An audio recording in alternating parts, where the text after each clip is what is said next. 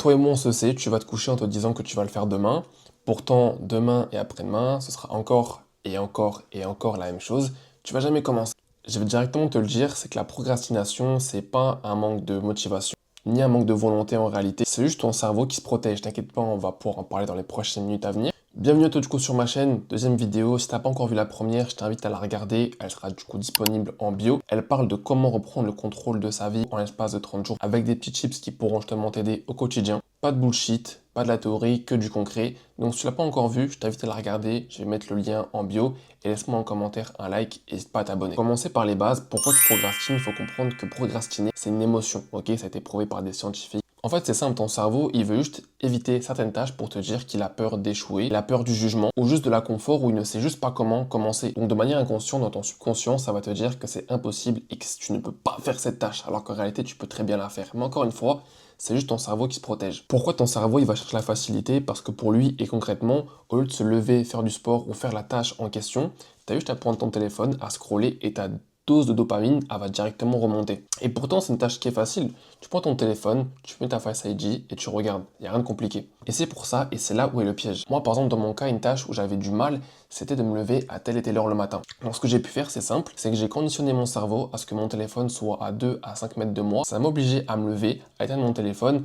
À part si t'es un idiot, tu vas pas te recoucher. Tu cliques sur OK sur ton téléphone et tu vas justement commencer ta journée. Bref, il y a plein d'exemples que je pourrais te prendre, mais t'as compris où je veux en venir. Maintenant, je vais te donner 3 erreurs qui sont pour moi classiques, qui font que justement la procrastination, déjà de une, c'est dur, mais ça te pousse encore à compliquer les choses. Encore une fois, on va parler du subconscient, c'est-à-dire que de manière inconsciente, quand je vais te donner ces 3 erreurs-là, ça va être lié à ton subconscient et tu vas comprendre où je veux en venir. Erreur numéro 1, attendre d'avoir envie. Je ferai ça quand je serai motivé. On connaît tous la phrase qui dit « je commence quand je serai motivé ». Quand tu vas à la salle de sport et que tu y es, le plus dur, c'est pas d'être à la salle de sport, le plus dur, c'est de mettre ses chaussures et justement de se dire « ok, je vais y aller ». Quand tu es dans la voiture, tu es en train de rouler, t'as pas le choix, tu y es. Donc tu te dis la seule chose que tu as à faire quand tu arrives là-bas, tu vas pas faire demi-tour. Tu vas procrastiner et tu vas justement mettre les actions. En fait, il faut que tu profites de l'élan. C'est pas forcément la tâche en question qui te pose problème, c'est l'élan. C'est le fait de faire ce premier pas. C'est le fait de continuer et de conditionner ton mindset au fait de se dire « ok, je vais faire les premiers pas pour le faire ». Erreur numéro 2, c'est que tu te fixes des objectifs qui sont beaucoup trop grands. On connaît tous cette personne et c'est peut-être toi ou moi, ça est déjà arrivé à tout le monde. On se dit je commence lundi parce que là j'ai profité de mon week-end en famille, j'allais faire ci, j'allais faire ça.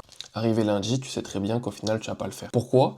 Parce que je te prends un exemple, une métaphore que tu vas comprendre. Exemple, imaginons que demain tu veux commencer à te mettre à la marche. C'est clair qu'une personne qui commence, faut pas qu'elle se mette des objectifs à faire 10 000, 20 000 pas par jour. C'est impossible. Au début, quand tu vas commencer, c'est de manière inconsciente. Si tu te dis, je vais commencer avec 5 000 pas par jour, de manière inconsciente, si tu fais ne serait-ce que 5 000, c'est une petite victoire. Sauf que les petites victoires t'amèneront aux grandes victoires. Donc au lieu de commencer par des trop gros objectifs et peu importe le domaine dans ta vie, commence par des choses qui vont être simples. Ça peut être faire 5000 pas, ça peut être se réveiller à l'heure, ça peut être faire son lit. En fait, c'est des choses qui peuvent paraître tellement bêtes, mais qui en réalité dans ton subconscient vont t'apporter une confiance en toi. Et cette estime que tu vas avoir envers toi-même, ça va te renforcer sur le fait de te dire, je vais continuer et je vais arrêter de procrastiner. Erreur numéro 3, c'est se punir mentalement. Inconsciemment, le fait de te dire que je suis nul, je n'y arriverai pas. Tu dois comprendre, et je pourrais en faire une vidéo, mais la manière dont tu te parles, ça a forcément un impact. Je connais personne qui a réussi, qui se dit au quotidien, je suis nul, je suis moche, je vais jamais réussir, je suis pas fait pour ci, je suis pas fait pour ça. Arrête de te auto-critiquer tout le temps parce que tu renvoies un système à ton cerveau qui va te dire que c'est pas possible. Sauf qu'en faisant ça, vu que tu parles négativement à ton cerveau, il va se dire c'est impossible de faire ces petites tâches du quotidien. Et justement, le fait que tu renvoies quelque chose de négatif à ton cerveau, ça va le renforcer au fait de se dire c'est impossible, elle va pas réussir. Donc arrête de te parler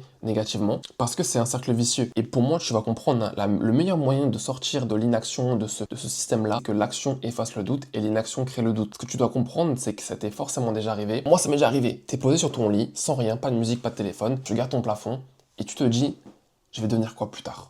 Mais la problématique, c'est parce que tu es dans l'inaction. L'être humain, quand il est dans l'inaction, il a toujours tendance à se dire qu'il va jamais réussir. Alors que pourtant, quand tu es en action, quand tu es au sport, quand tu es au travail, quand tes pensées sont occupées, tu ne te demandes pas si tu vas réussir parce que tu es en action constante. Maintenant, je vais te donner la méthode que j'utilise au quotidien. Elle prend 5 minutes. Et écoute bien ce que je vais te dire parce que c'est quelque chose qui fonctionne. Elle s'attache directement à l'émotion et pas à l'action. Parce que oui, oublie pas que de base, hein, la procrastination, c'est une émotion. Donc tout se passe là-dedans. Étape numéro 1, et ce que tu vas faire, c'est de nommer l'émotion. Quand tu procrastines au quotidien, pose-toi cette question. Qu'est-ce que j'évite en ne faisant pas cette tâche que j'ai pas envie de faire? Est-ce que j'ai peur du jugement? Est-ce que j'ai peur d'échouer? Est-ce que c'est juste un problème mental? Est-ce que juste je suis dépassé par la tâche que je dois faire au quotidien? En fait, le fait de réfléchir, de se dire, ok, pourquoi actuellement je n'arriverai pas à faire cette tâche-là, tu vas te rendre compte que tout le temps, mais pratiquement tout le temps, c'est pas un problème d'une tâche ou autre. La problématique, c'est juste que tu vas te dire, en fait, en prenant du recul, tu vas te rendre compte que les tâches que tu as envie de faire, des choses qui sont super bêtes parce que tu vas penser négativement. Et ce qui fait qu'en fait, quand tu as conscience que ce que tu as à faire, c'est super simple, tu vas arrêter de procrastiner et tu vas arrêter de te remettre en question H24. Tu vas juste passer à l'action. Étape numéro 2, c'est la règle des 2 minutes. Écoute bien parce que celle-là, elle est importante. La règle, elle va être super simple. Ça va pas être de faire la tâche forcément entièrement.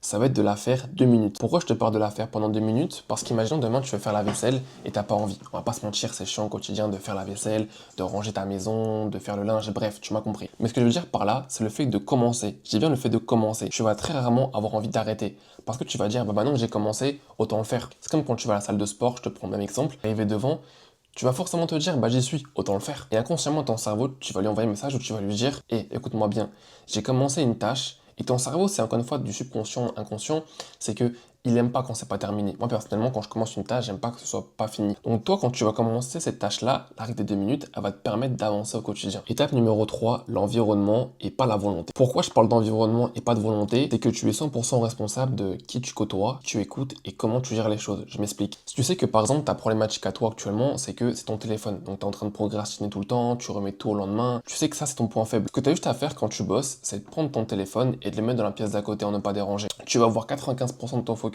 sur la caméra en train de travailler. Par exemple, dans mon cas, moi dans mon cas, je suis pas forcément à l'aise devant la caméra, mais le fait de parler encore et encore, de poster encore et encore, c'est là que je vois les erreurs que je fais au quotidien. C'est là que je vois est-ce que je parle correctement. En fait, le fait de se dire que c'est toi qui crée ton propre environnement, oui, je répète, hein, c'est toi qui te crée ton propre environnement, tu sais automatiquement que tu es responsable de tes choix. Tu dois juste te créer un environnement où tu te sens bien, un environnement où tu as envie de travailler, un environnement qui est sain en réalité. Et tu sais, une petite parenthèse, mais si dans ta chambre, exemple tout bête, tu vois que c'est le bordel, tu sors pas les poubelles, tu fais jamais le ménage, fais-le. Parce que tu vas te sentir beaucoup plus à l'aise, tu auras des meilleures énergies et tu vas avoir l'envie de te dire, ok, là dans ma chambre, je me sens bien, j'ai envie de travailler, j'ai envie d'avancer. Donc en fait, dis-toi, je pourrais pareil à faire une vidéo, mais c'est 3 points là que je viens de te donner. Donc étape 1, ça va être de nommer l'émotion. Étape numéro 2, la règle des 2 minutes. Et étape 3, l'environnement et non la volonté. Déjà, si tu es resté sur cette vidéo-là jusqu'à maintenant, ça veut forcément dire que tu as envie d'avancer. Et je vais donner une petite tâche, une petite mission, ok, de toi à moi. Je vais donner une tâche qui est super simple, c'est que si actuellement tu as une tâche que tu repousses depuis un certain temps, dès que tu as fini cette vidéo-là, fais-la en moins d'1 heure. Challenge-toi au fait de te dire, ok, je vais le faire directement après cette vidéo-là. Attends pas le lendemain, non,